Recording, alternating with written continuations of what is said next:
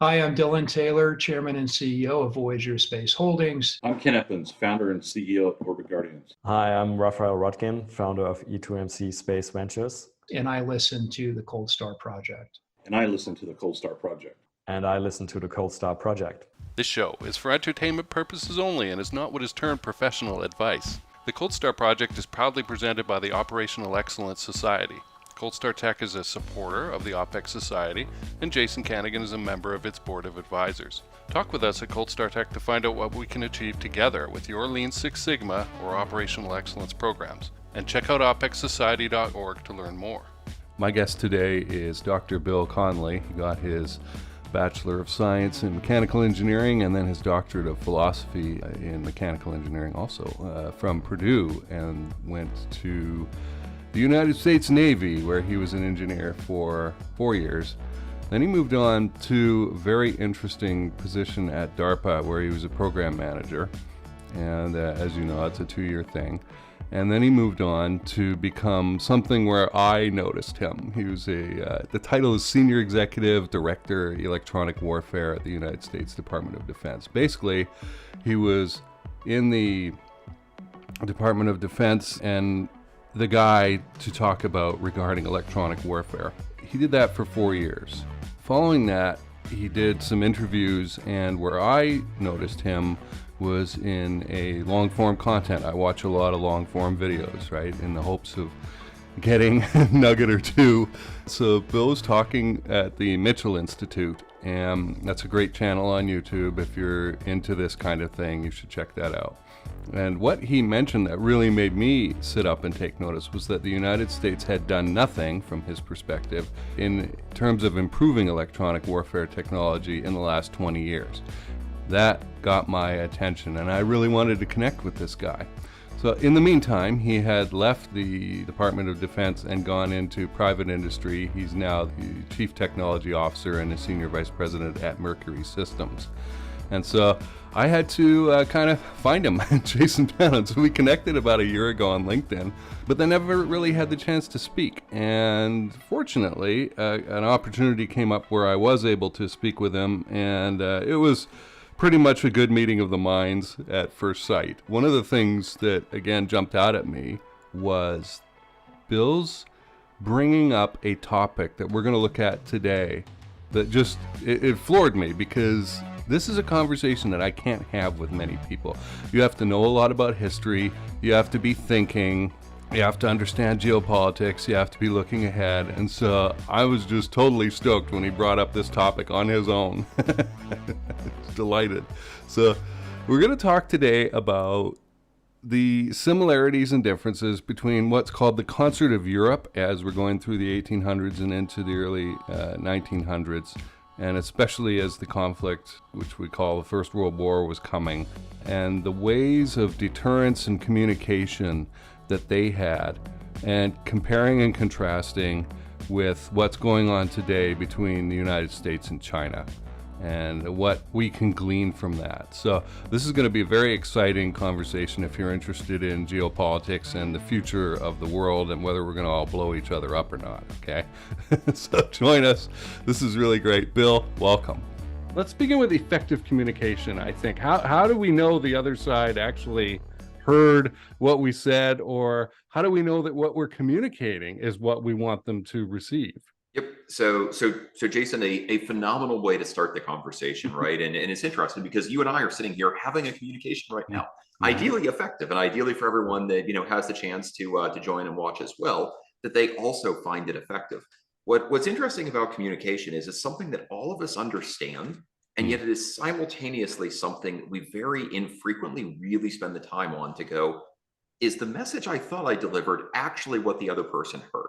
Right. And so effective communication may be exactly what you and I are doing right now. It may be something that I do with my wife around the dining room table later, right? We've strived to have effective communication. It occurs in the business place, right? And so if I look yesterday, the different meetings I was in, did we truly have effective communication as I wear my, my day job hat, being the chief technology officer at Mercury Systems and talking about technology and our investment and where we're going and why? You can talk about effective communication when you think about, how we industry communicate with the government. But you can also think about effective communication when governments communicate with each other. And so no different than you and I can sometimes end up having a disconnect. We can have one in our personal relationships. We can have them in our professional relationships. The exact same thing can also happen between nation states. And so then the question is, when we think about deterrence, to your earlier point, and we think about, hey, are we truly having that effective communication such that both sides really understand what it is that each other are trying to do?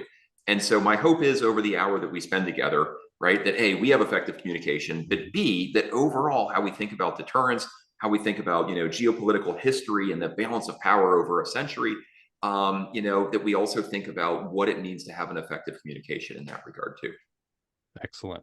And folks, some of the stuff you're going to just take for granted because, again, we do it every day, but the duplication of ideas, that mental picture in the other person's head, and then the feedback that, yeah, they got it, it's often missing. And in our personal lives and in nation state discussions. I mean, you just think back to the USSR versus America in the Cold War, right? And the ease of misunderstanding.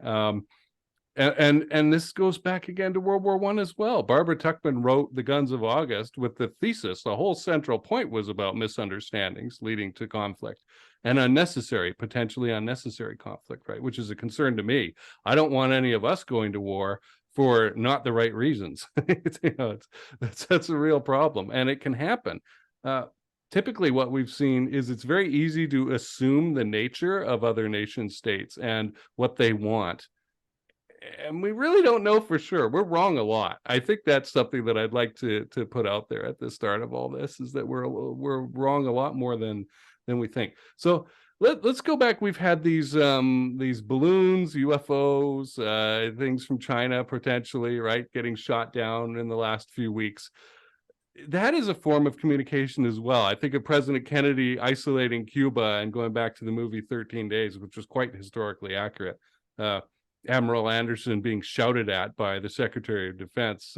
This is President Kennedy communicating with Premier Khrushchev, right? No touchy, right?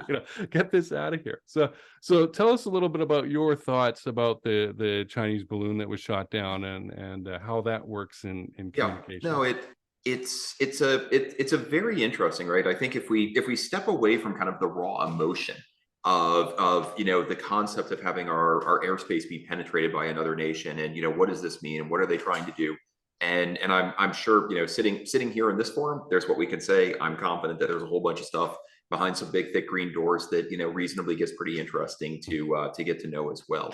But if you think about it, for as publicly as the balloon getting shot down was, right, with an F-22, interestingly, the first F-22 kill ever in terms of air-to-air combat was actually going after a balloon. And so it's interesting, right? And if you look at the first combat use of the F-22, it actually was in Syria back in 2014, right? And so a platform to the earlier conversation, really kind of at the end of the Cold War, that was all about air dominance and what was going to be required.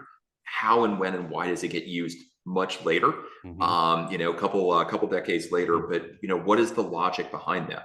And it becomes really interesting to think about the cost of a balloon versus the cost of an F-22 per flight hour and the cost of an AIM-9X missile.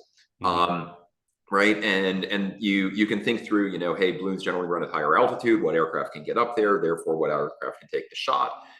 You can sit there and you can think about, hey, is the gun system, I don't think the low observability features of the F-22 are particularly important, when we think about this. But obviously that ability to, say, okay, what weapon system am I going to use? Ideally, it would be a bullet that only costs a couple bucks. Ignore the flight cost per hour to get the F-22 up there and to, pull off the targeting, et cetera. Ultimately, an AIM-9X missile, right? And so the ability to make use of all the modern electronics to be able to go ahead and have that moment to say, not only did we see what you were doing, but we chose to take action, and we want to make sure that you understand that this is what we may choose to do again in the future. Right. But then the question is, from both sides, what is it that we were hoping to communicate? And, candidly, if I step back from it a little bit and we think about the Cold War as we hit on there, at the with the Bay of Pigs in Cuba and, John Kennedy, et cetera. Right. Think about the U-2 flights, think about the SR-71 and the entire purpose in many ways of developing that platform to be able to provide that picture. If you want to go to, a dark corner of the internet, you actually can, read up things talking about that Eisenhower intentionally let Sputnik launch first because satellites don't turn 90 degrees very well. And so after the Soviet Union had launched Sputnik, for the United States to then overfly the Soviet Union seemed completely reasonable because Sputnik had already overflown everything too. Right. And so again, what is the timing of that communication? What is the message that you hope to send? How do you talk about this is how much national treasure I am willing to expend to be able to counter something that you think would be valuable? And so when you think about all the different ways of getting intelligence, all the different ways of having that communication, what is it we choose to engage? What is it we choose not to? And what are those things that then capture the overall, everyday American, right? And causes them to feel in some way, shape, or form or another. Right. What's interesting though, and I think a really interesting thread to pull on is when does something go from a skirmish, right? And the number of times that all of us have said, well, if the balloon goes up in the South China Sea, then, and so it's a little bit amusing. We now can make jokes about balloons that actually did go up. But there's actually some really interesting history coming out of the beginning of World War II, and in particular, the German U-boats that were going after Allied shipping. And so in many ways, it really was just a skirmish until both sides converged on the same metric. And so the metric was the number of tons of Allied shipping lost divided by the number of German submarines lost. The one side wanted to maximize it, the other side wanted to minimize it. But because they were fighting over the same metric, it very quickly begins to push you into a conflict because you're working to pull on the rope, in a game of tug of war in exactly the opposite directions. In comparison, if you don't converge on the same metric, in many cases, you can find strategic off-ramps that allow both sides to feel good about what they accomplished and simultaneously de-escalate and back away from a conflict. So again, effective communication. Do we want to purposefully converge on those same metrics or do we not? And we get a choice in that. Yeah, that is fascinating to me. So the intensity rises as you both come to this understanding that this is the measure. Even if you don't talk to each other about it with words, you're going to do it with actions, right? And you're going to pour more resources into it. You brought up a couple of other things too that are interesting. The idea of using a very expensive missile to shoot down a relatively cheap balloon, right? And also with the submarines kind of doing a similar sort of, well, this is going in reverse though, right? From before, going into World War I, World War II, how do we use aircraft carriers? A cheap torpedo launched by a relatively inexpensive plane can sink a very expensive battleship quickly, right? A torpedo from a submarine can do the same thing, right? And so we're, with the United States as the big military superpower, we're doing the opposite. We're spending a very expensive weapon to destroy a relatively cheap thing, right? And said differently, Jason, we're communicating. Yes, we are communicating. Right? We're willing to do that. Yep. I guess is one takeaway from that. Yep. That you could take, although they could look at us and go, "Wow, stupid! How very inefficient. We'll just throw 1,000 balloons at you and bankrupt you that way, or something." Like that. Yep. Have fun launching your expensive missiles. You mentioned here in our notes, we move at the speed of trust, and I'd like to explore that a little bit. Yep. So first off, where and why I like to use the quotation. It's actually Jimmy McStravick, who is the Deputy Assistant Secretary of Defense that I worked for when I first started working in the Pentagon, had a very large number of quotations, but one of them that he often found himself using is "we move at the speed of trust." And so, I think there's a lot of ways where that becomes really interesting. And so what is the trust that we have? Right? What is the trust that we have with our government? What is the expectation that we set on both sides? And in that allows us then to go quickly because we understand each other. We understand the mental model that each other have in that. But when you take that to the nation state level and you now start thinking about moving at the speed of trust between, different governments, are they willing to actually completely intertwine their systems together and actually become completely dependent on each other? With that comes a whole lot of trust. And so when is that trust given? And why is that trust given? And what are the ramifications of that? And so oftentimes documented through treaties. And those treaties can obviously end up with war games that I imagine we will end up talking about later going into World War I that suddenly result in very different behaviors coming out the far side. But to your point, right, we move at the speed of trust. And so how do we end up building those trust-based relationships? We're communicating. All right. And as simple as it gets, if I know Bill and I talk with him and I see we have a shared reality to a great degree, right? We share the same values. I know he's competent. If we work together, given the constraints of the project, the resources, the goals, etc., I can just leave him alone. I can let him do what he wants because I don't have to look over his shoulder. I know I have the trust that he is proceeding in a way that I would agree with, and I don't have to worry about. You mentioned the intertwining of defense structures. There are probably a lot of people out there who are like, oh, what do you mean, right? If you're not in the military or have looked at this, I think of RAF Fylingdales, which is a missile watching system or facility run by the British, staffed by the British. I interviewed Ralph Dins, who ran the thing at one point, and yet the technology is American. So, and that's an idea of like that trust and embedded systems in this relationship and that. And then also trusting the data coming through the entire aggregation will be shared with everyone required to make sure that they can make the right decision based off of that, that understanding of the geopolitical environment that we now operate in. And so there's trust on the development side. There's also trust on the operational side. Right. And it even extends to something like space object tracking, right? If I talk to Maury Bajaj, I'm going to find out pretty quickly there's an American system of watching the data, tracking, identifying, predicting. There's a French system. There's a Russian system, right? And you got to understand that, folks, they don't always all agree on what's where or what is there or not there, right? And so if they're willing to share their data, we're going to get a much better picture of what's happening, right? It's not like there's FAA transponders on each thing up there. It's not what's happening, right? Yeah. So we're looking at light and guessing, right? Yep.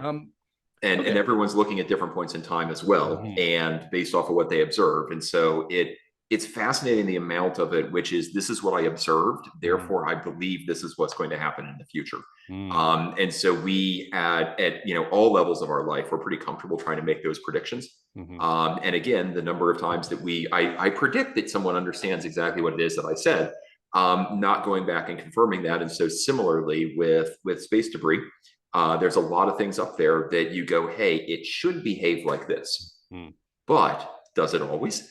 Right. And it becomes arguably the objects that behave the least like you expect becomes the ones that are the most interesting, because it's the place where your intuition is not confirmed. And we're wrong a lot, once again. Yep. And just because something has gone this way for that long doesn't mean it's always going to. Yep. And I learn very little when I'm right. I learn a lot when it turns out that I'm incorrect. So I enjoy minimize the impact of incorrectness. Yeah. Yep. Because if that's an asteroid hitting the Earth, we're all dead. Yeah. Yep.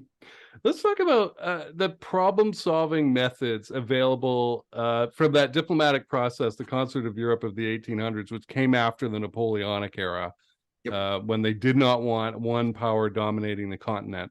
And today, we've got, I guess if we look at 1900, there was this alliance program, the isolation of Germany, right? Some very autocratic states that were a lot weaker on the inside than maybe they looked on the outside.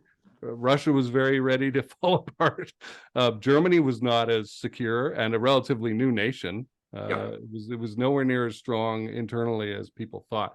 But what methods did they have? Like, if you've got the British and the French armies encountering each other in a small group at Fashoda, and like, okay, what do we do, right? Let's break out the champagne and wait while the diplomats figure this out.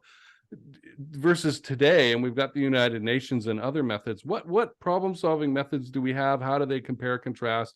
How do we make sure that our modern speed of data doesn't fool us into making some sort of decision too quickly?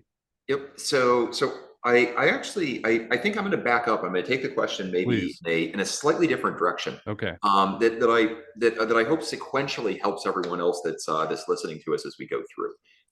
So obviously, right, one of the foundations of overall deterrence is you have to understand, if this happens, then what is it I need to do? And so wargaming, right?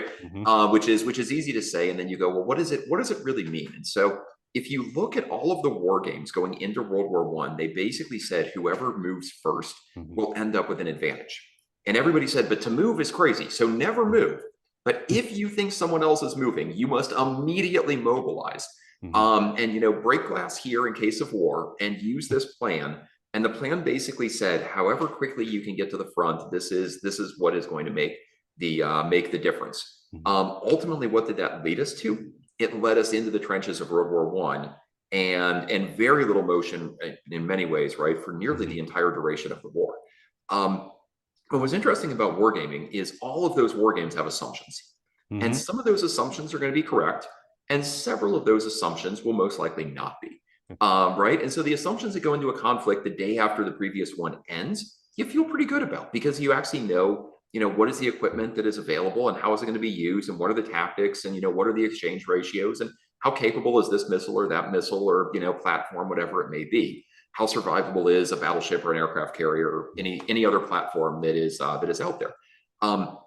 What's interesting, though, is the longer that you go between two peers actually having a war, the worse and worse those assumptions get as time goes on.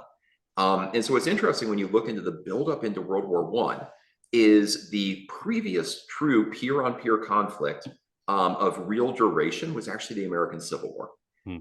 And so it becomes an interesting debate that all of us can argue over, which is the situation we find ourselves in today more like right before World War I, or is it the interwar period between World War II and World War I? I fall pretty strongly in the camp that I actually think that we are much closer to the World War I scenario, because between the end of the American Civil War, when the Gatling gun was this like brand new thing, horse-drawn, mechanically turning the crank, and the machine gun, which logically is kind of a logical thing to do, but is a very different volume of fire, and therefore created a very different environment on the battlefield.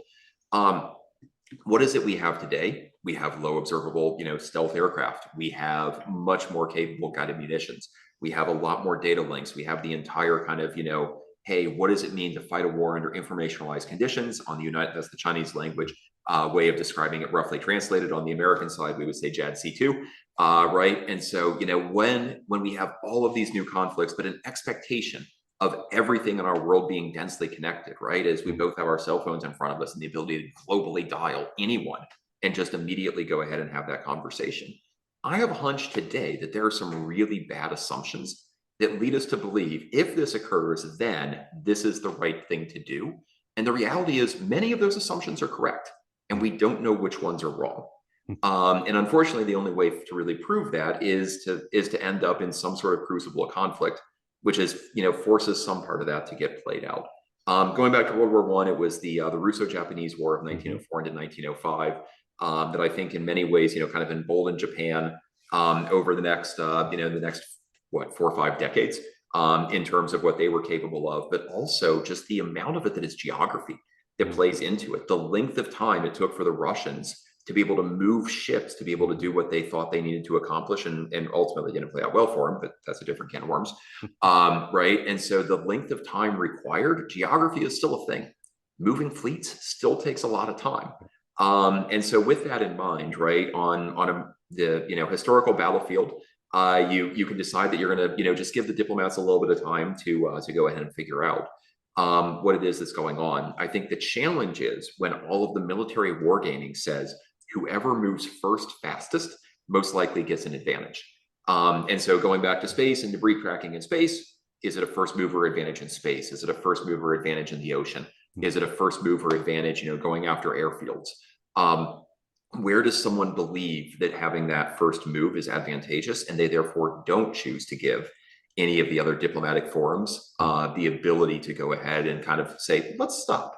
Do we really want to do this? Continental Europe, through the end of the 19th century, they believed they built something that was stable. Ultimately, it proved out not to be the case. How do we not make the same mistake today, believing that we have created an ecosystem where going into a war is so silly that no one would ever dare do it, right up until we have a couple leaders that decide that they want to, because as Clausewitz said, war is merely the continuation of politics by other means. Right on. Yeah, you've covered a lot there. I think of the European powers sent observers to watch the American Civil War. They didn't take it as seriously as they should have, but they did send people over to have a look. And I don't think too many people know about that. The Russo-Japanese War, Yeah. This first time an imperial power had gotten its clock cleaned by an upstart nation who was in a rush to modernize. But Japan made that decision, right? It's eat or be eaten, and we better become one of the strong peoples, right? Yep. And do it now, fast, right? How fast can we do it? And then waiting, yeah, for the Russian ships to come around. If you had attacked sooner, you probably would have an advantage. You have the ships; they don't have their fleet there. Yep. Really, really interesting. Let's talk a minute about the behavioral or rational economics approach about avoiding war. There seems to be this belief, and it's been around a very long time, that, well, our economies are so intertwined and the commerce is so intertwined, it would be foolish to start a war. And then we've seen it, right? There was a guy named Norman Angell who wrote a book called The Great Illusion before World War I, saying, that this is too economically intertwined to go to war, and then finding out that, well, no, actually it's not. How do we avoid that today? Is there a chance of that happening today? So is there a chance of using it to avoid? I would like to hope so. Yeah. Is there a chance that we blow right by that guardrail? Absolutely. And so, they're obviously working in my day job in the microelectronics space, and therefore spending a lot of time following, the supply chain and where materials are coming from, and, what is fabbed where and how long does it take, and all the moving parts and pieces there. It's actually interesting when you look at the number of times from the United States side as we go, hey, what would an invasion into Taiwan by China look like, and what are the ramifications? We very quickly start talking about the semiconductor industry, because the vast majority of semiconductors that go into the devices that we are talking on right now are coming through Taiwan, are fabbed there, are packaged in Southeast Asia. There is a massive amount of that which is occurring, and in many ways not a bad thing. What's interesting, though, is if you look at the Chinese logic behind what they call reunification. One could argue that maybe the better word is unification as opposed to reunification, which implies that it previously was joined. But whichever word you prefer there, the time span when China first started talking about reunification actually predates the movement of substantial portions of the semiconductor industry into Taiwan. It predates the formation of TSMC as a company by about a decade. And so we, I think, on the United States side, are very much looking at this through an economic-centric lens. In comparison, I think China's looking at it much more through a national pride, and what does this mean in terms of our ability to bring everyone back together under one flag and one system. If we actually look at largely what they've done in Hong Kong, and so with that in mind, are we going to posture attempting to use economics as the deterrent because it's what we value? In comparison, with someone like China choose to attempt to use that overall more diplomatic national pride argument because it's what they value, to attempt to create some level of deterrence. And so again, effective communication, if we understand that about both sides, what is a very narrow path that we may be able to walk that means that we don't actually have to shoot at each other? In comparison, if we pick the same metrics and if we line up and we don't actually think what the other person is trying to say, I think there is the probability for the same miscalculation that ultimately led us into World War I. Okay, that's a serious issue. Folks, coming out of World War II, we had Chiang Kai-shek, who was a general, and Mao sort of dueling it out as to who was going to be in charge of China. And surprisingly, to most people, Mao ended up winning, and Chiang had to get out of there and go to Taiwan, and that's how that started. So the reunification idea kind of makes sense from that perspective, right? We want this back. This is a crazy question. I don't even know if you're going to be able to answer it. But in the case of an invasion of Taiwan, what are the chances that all those semiconductor factories will be blown to bits? So I don't know the answer. Is a good, honest way of putting it. The amount of capital that is tied up in the semiconductor facilities is massive, right? Which therefore obviously makes it strategically a very interesting target for everybody to look at, given the value that is there. Arguably, though, the real asset is actually the people that run the facilities and are capable of running it, right? And so when you look at the process engineers, right, that no kidding know how to make the stuff run. you can always get new equipment. It's really hard to get someone to use equipment that they've never used previously. Okay. That's interesting. I mean, I imagine there's going to be collateral damage and people getting in the way, but I'm wondering how deliberate that attack direction would be. Or, well, let's try and plan our bombing runs to avoid this area of town. Right? What would you do? Folks, it is very, very, very expensive to set up a semiconductor factory. I found this out. I kind of knew it, but I found it out when I tried pursuing the question, why doesn't Elon Musk set up with his boring machine an underground semiconductor factory? I thought in America here, right? I thought about this a year ago, and I started looking into it. Oh dear. There's a very good reason why. And then, like you say, you've got to have the people to run it, and those have to come from somewhere. Yeah, and yeah, if your check writing authority begins at a $10 billion level, you can probably build a modern fab. If you don't have order $10 billion, it's very hard to do. But then there's the entire support ecosystem that goes around it, which is an amazing amount of chemical engineering. Going through making the wafers, making the substrates, the packaging. It is a fascinatingly complex ecosystem. But if you look at a kind of the Silicon Valley side, Bay Area, the movement across the Pacific Ocean, and what is it that was going after cheaper labor rates, what was going after a workforce that was sized appropriately to be able to do it, and where you could find people with that attention to precision, which is required to do things that are a millionth of a meter, if not a billionth of a meter in size. I'm pretty good, but I am not that patient, nor am I that precise to in my personal life with my hand be able to hold it that precisely. Right. I ran a metal fab shop for a couple of years.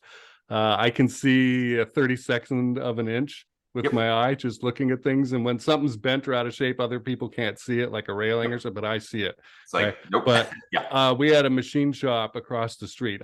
There was like everything you wanted was within a block, like a French restaurant, a sail manufacturer, a Beetle spa for the cars, right? Just everything was within a block here. It was awesome. Woodworking shops, right?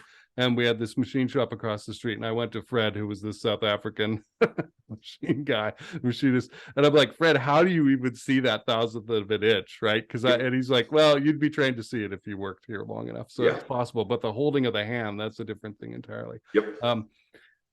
The structure that's required, the infrastructure that's required to build these things is tremendous. But even just going back to a water-cooled machine gun in 1910 requires a machinist-based society, right? That probably wasn't around in 1845 or something like that, or even 1860, right? When the Civil War was happening here. Really, really interesting. Do you believe that there is a similarity in the matchup of this 2020's U.S.-China relationship to the 1910s British and German? So short answer, yes. Okay. In a variety of ways, right? And so I think it's the who has been in power. How is it that how is it that the UK was deriving economic power, and overall military, diplomatic, and everything overall through the nature of their colonies and how they got there, right? And so by controlling shipping, what is it that they were able to do? The amount of coastline in the UK obviously exceeds the amount of coastline in Germany. And as important as it became in that era to be able to have that global trade ecosystem and to be able to own and run that. And so over my shoulder, I actually have the book, The End of the British Empire, which is an interesting look into why, through the 1960s and 70s, it all basically came to an end without really a shot being fired, which is a different but interesting history. So we'll have to come back and spend an hour on that at some point as well for what can happen. In comparison, right? The Germany was maybe a little bit of a late bloomer, for lack of a better way of putting it, and a little bit of a late bloomer coming onto the stage, and therefore said, "Hey, this is what we think right looks like. Historically, this is our appropriate place." That we believe that we belong, and as a result of that, these are the things that we are going to begin valuing and begin building toward and making sure that we are prepared to be able to do. And the interesting one is, as I look at this question and think about it a little bit, right? If you ask anybody in the United States, hey, what percentage of world power does the United States have? We would probably start our x-axis, right? It would end today because 2023 is interesting, but we probably would begin about the late 1930s to the mid 1940s, because that's when America really began playing on the global stage. If you were to go and ask someone in China, how much does China contribute to global GDP? Would they start in 1945? Probably not.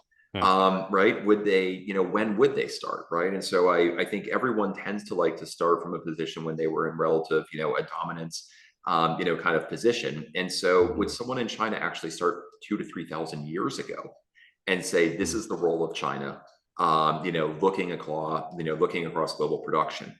And therefore, this is the appropriate share today that we should still have, looking at the heyday, right, and the century of humiliation, right, that in many ways I think led to what we see today. But again, it's that, are we communicating? Do we actually understand what the other side values?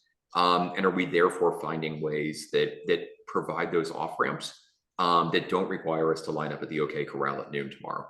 Right. Yeah, having different measures is so important, and maybe encouraging different measures somehow. That could be a propaganda thing. Yeah. I need to think that through. So interesting history. If you actually look in response to Sputnik, the United States ended up very shortly thereafter with the formation of NASA, the growth of NASA into what NASA is today. And we very publicly had a space race. Right? And there were times that the Soviet Union was ahead. There were times the United States was ahead. And the lead position would actually go back and forth on a somewhat regular basis. It would make the news. It would make the papers. Everybody would say, oh, this is what we did. We got him. And then we go, oh, God, they caught us. Now we have to, right? No different than watching a good football game, right? Both ideally in a good game, both sides at some point are in the winning, in the lead position. And you get a couple good lead changes. And then if you also look at the same time, the formation of DARPA, basically coincident with the formation of NASA, which was the behind the door, what are the technologies if the balloon goes up, to be able to make that joke, right? This is what the technologies are that can be required, and let's make sure the United States never is surprised by someone like the Soviet Union getting the first object, into LEO. Hey, why shouldn't we have known that was possible? Shouldn't we have already tested it? Right. And so it becomes very interesting when you look at DARPA's mission statement to either generate strategic surprise or ensure that no one else ever can get it against us. Right. And so when we think about where we are today, could we actually come up with something in the AI space, for example, right? And so on the documentary side, AlphaGo being a good example, could we actually set up something like AlphaGo where let's pick a relatively simple game, getting to the moon, right? Or winning the game of Go, whatever it may be. And let's actually have a very public competition that can play out where both sides can have a level of national pride as we go through and do it. At the same time, I think both of us are wise enough, and many folks listening and watching are going to go, hey, we probably also should be prepared just in case. And as a result, we will continue to invest in the technologies that we have to have just in case, and be prepared. But could we actually end up satisfying many of those national pride arguments that show up on both sides if we were to choose to do something very publicly like the space race was during the Cold War? Wow. Okay. I only really understood or started learning about DARPA and ARPA as it began in the last year or so. Started reading it because I'm very interested in how we got here, wherever that is, right? And so the history of things is important to me. But for some reason, it didn't occur to me to go find out about the history of DARPA.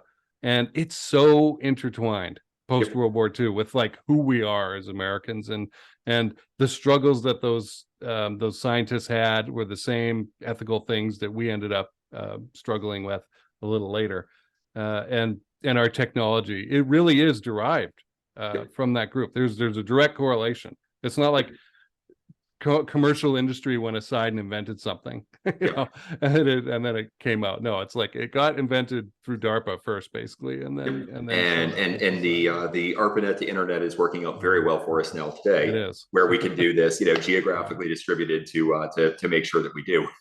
Right. Let's talk about this. We talked about China and the ebb and flow of China in history. Neither of us, I don't think, are claim to be experts. However, we have looked at it, and we kind of understand why China behaves the way it does today.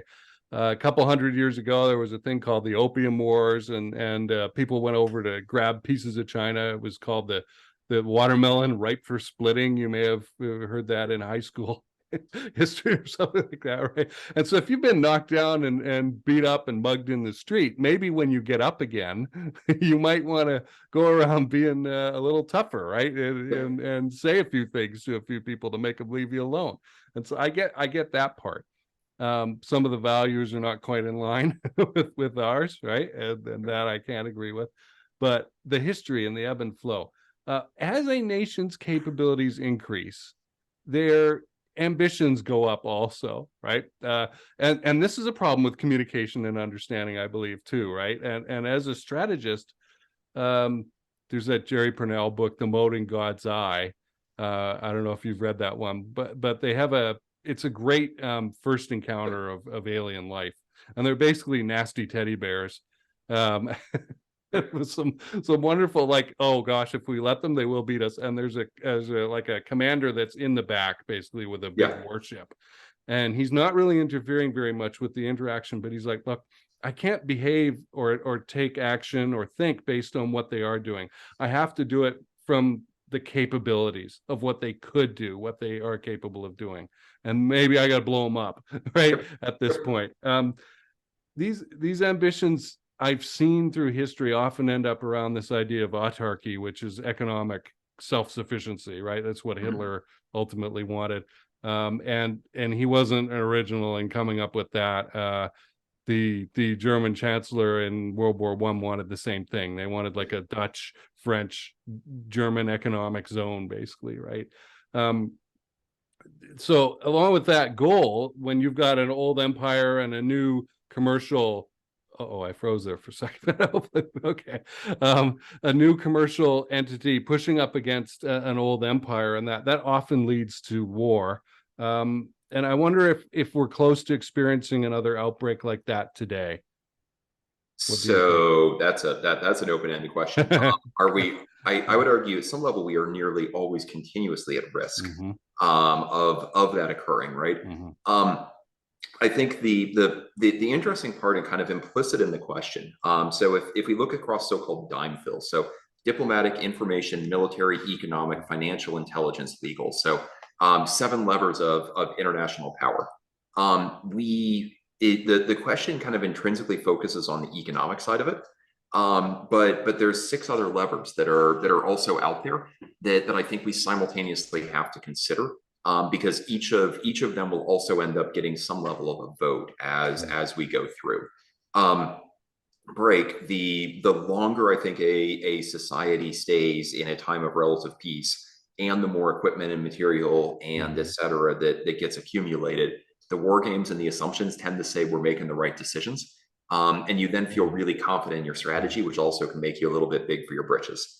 So with that in mind, I think there's a lot of different competing forces that begin to push us, broadly into that direction. And so, the German word zeitgeist, right? We live in this lens that we believe the world that we see it today. Someday we're going to look back and go, what were we thinking? But for where we sit today, it was the perfect thing to do, and it was the right action, and we modeled it, we understood it, right. and this is the best thing to do. And famously, hindsight's 2020. And if you would have told me that, the year 2020 was going to largely be a pandemic lockdown year, I don't know if I really want to say hindsight in 2020 and link them as necessarily being a good model. So there's a little bit of a pun in, somewhere inside of that.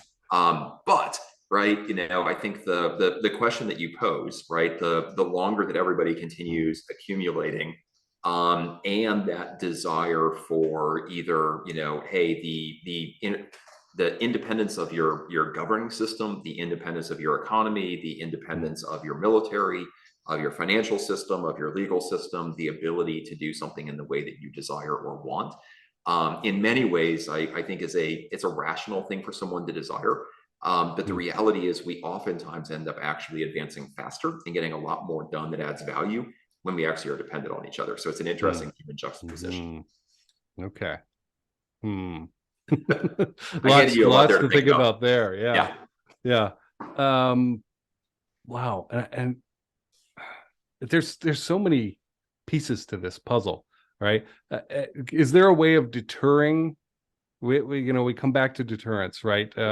This kind of conflict where a newer power or a resurging power wants control, right? And an existing power doesn't. By the way, folks, this period since World War II has been often termed the long peace, which fits in very nicely with what Bill was saying about collecting men and material. And I often have to remind myself, look, we develop new technologies, new planes, new equipment, and we want to try this stuff out too, right? And in real life, I think one of the things that we discovered with the Ukraine conflict, for example, was space technology was not the panacea that it was talked up to be up to that point, right? And it's a thing, it's a factor, it's important, but it's not the whiz bang solution that everybody thought it was. It does not make all problems go away. Right. Yeah. Yeah. Nothing. We still have logistics as a major thing to worry about. Do you think there's instability in the world today? Is it like going up to World War I? That whole era seems to be about the disintegration of the old order, right? Right. We have old empires falling apart, new ones trying to form. Prussia trying to get into the North German Confederation and extract all the commercial value that was being produced there and pull it back over to these Junker estates in the East, right? And France just kind of going, I don't know what's going on here, right? But they're all building up this equipment, right? The big military manufacturers were happily getting paid to equip them. And getting them ready for conflict. Do we have indicators of a similar instability?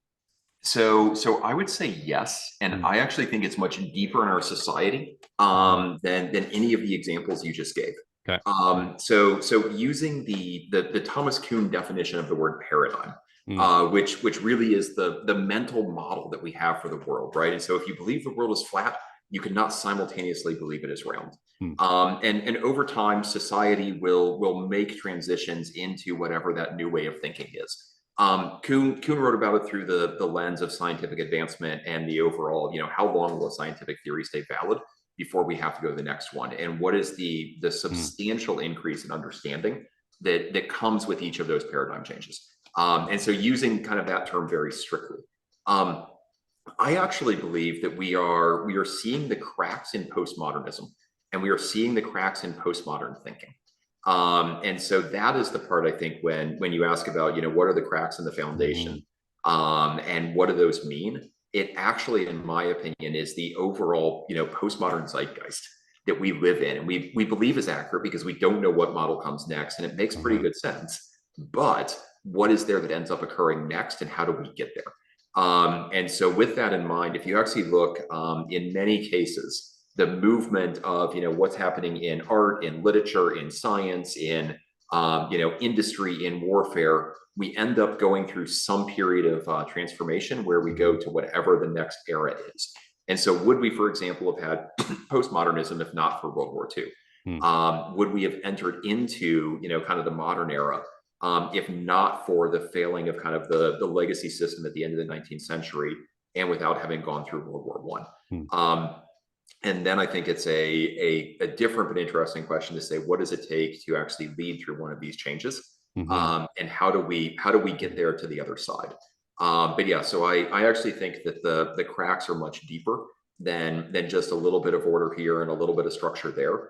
I actually think it's baked into how basically all of us as humans think. Okay. And I made a face at the beginning of your answer because you made me suddenly wonder if there was a Moore's law that would apply to paradigm changes if it's speeding up. And that concerned me because, like, how do you get a harness on that, right? So a different book to add to your reading list, but also for everybody listening, is Robert Keegan's In Over Our Heads. Okay. And so he's a and I'm going to say a developmental psychiatrist, right? And so how do we age and how do we build different models? And I most likely got his actual job title a little bit wrong. So if he watches this, I apologize for not getting that reference perfect. But Robert Keegan.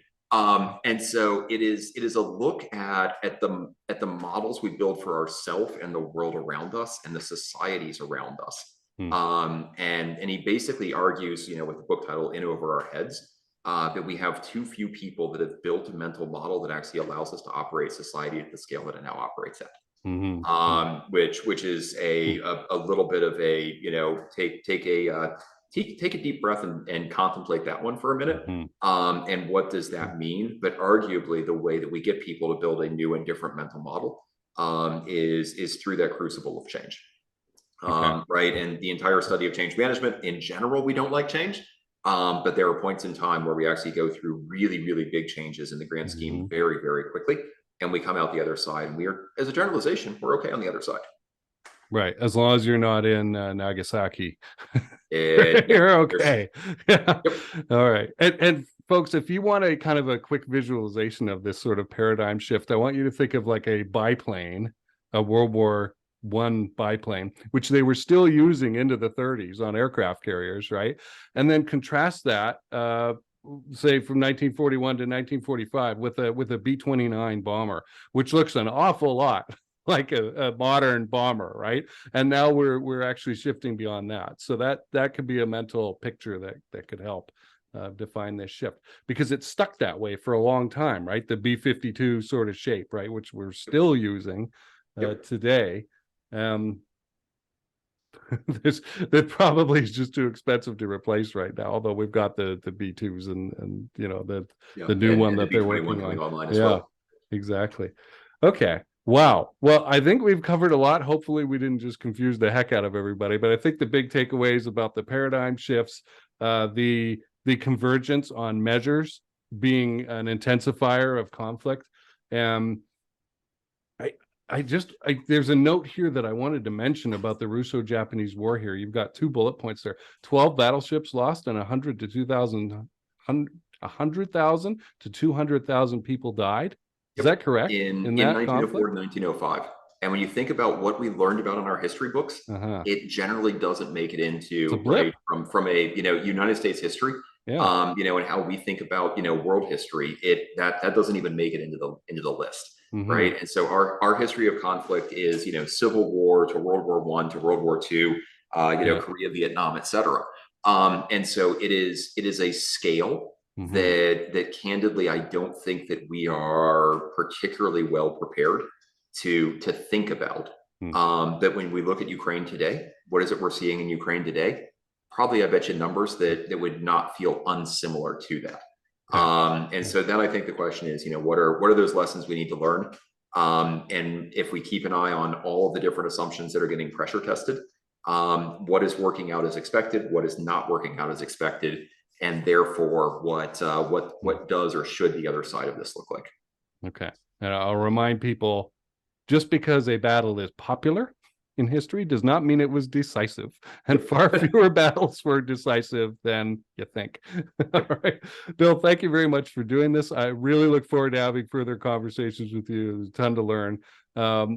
Who would you like to meet? Who would you like to reach out and connect with? And how would you like them to connect with you? Yep. So the how part is pretty easy. I'm relatively speaking active on LinkedIn. There obviously are people that are much more active than I am, but it's a good and globally available place to be able to find me quickly.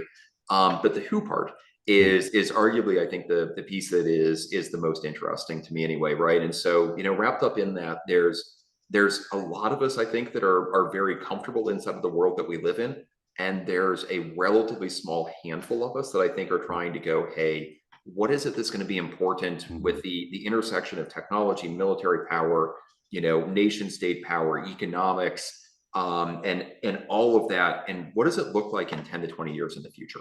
And so, are we indeed reaching the end of postmodernism, and what does that mean for technology?